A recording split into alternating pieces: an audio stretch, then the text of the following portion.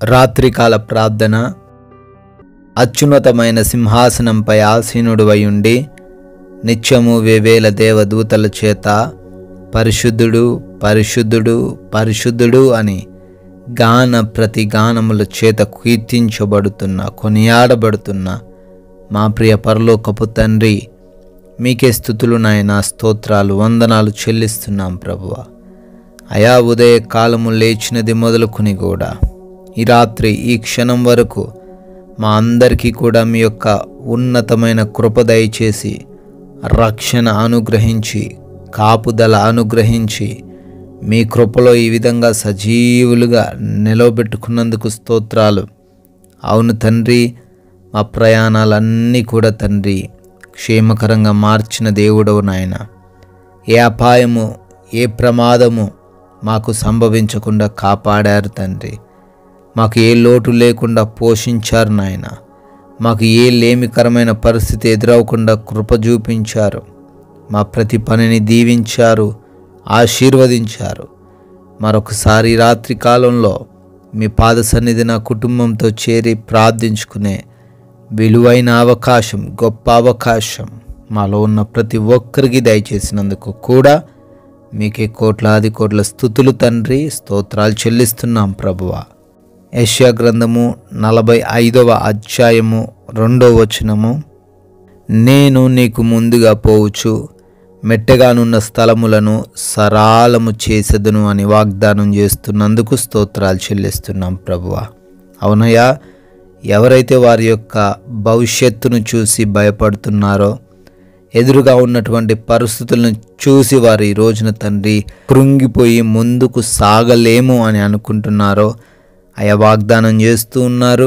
ఈ రాత్రి కాలంలో అయా వారి కంటే ముందుగా మీరు వెళ్ళి వాటన్నిటిని కూడా సరాలము చేస్తారు గనుక దేనికి కూడా భయపడకుండా అయా భవిష్యత్తును గురించిన దిగులు లేకుండా ముందుకు సాగే కృప దయచేయండి.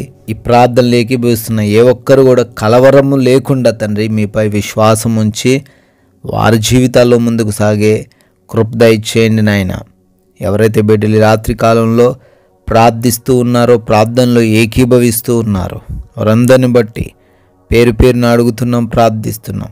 గొప్ప కార్యాలు, ఆశ్చర్యమైన కార్యాలు, వారు తలంచుచున్న కార్యాలు అన్నీ కూడా మీ చిత్తంలో నెరవేర్చండి.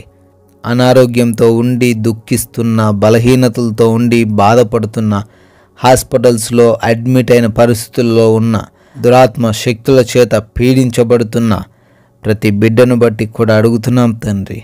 అయ్యా, అందరికీ సంపూర్ణ ఆరోగ్యం దయచేయండి. ప్రతి రోగమును తొలగించండి, ప్రతి కీడును దూరపరచండి, ప్రతి అంధకార దురాత్మ శక్తిని యేసు నామములో లయపరచండి తండ్రి.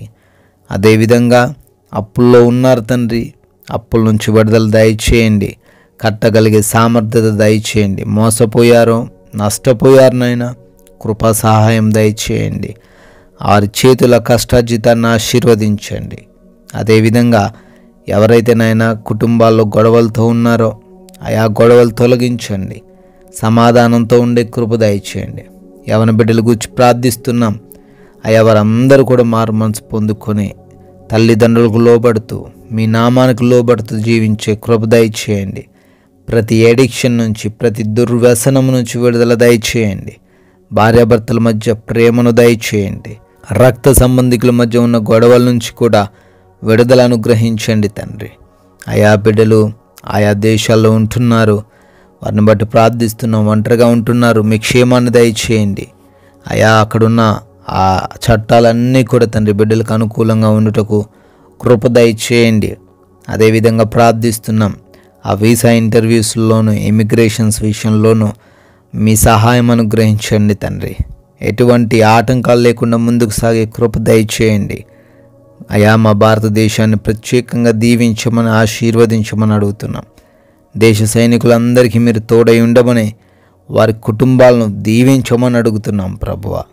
ఆయన వివాహాల కోసం బిడ్డలు ప్రార్థిస్తున్నారు. మంచి సంబంధం, సాటి అయిన సహాయం అనుగ్రహించండి అయ్యా. ఎవరైతే బిడ్డలు ఉద్యోగ ప్రయత్నాలు చేస్తూ ఉన్నారో సఫలపరచండి తండ్రి. కోర్టు కేసుల నుంచి, ల్యాండ్ సమస్యల నుంచి ముఖ్యంగా ప్రతి ఒక్కరికి విడుదల దయచేయమని కూడా ప్రతిమాలుకుంటున్నాం ప్రభువా.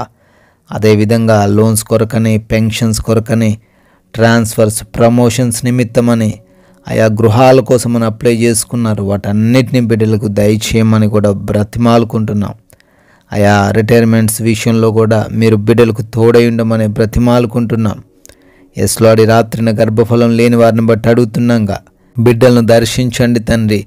సంతాన భాగ్యంను అనుగ్రహించండి. మీ కృపా సహాయంను అనుగ్రహించండి ప్రభువా.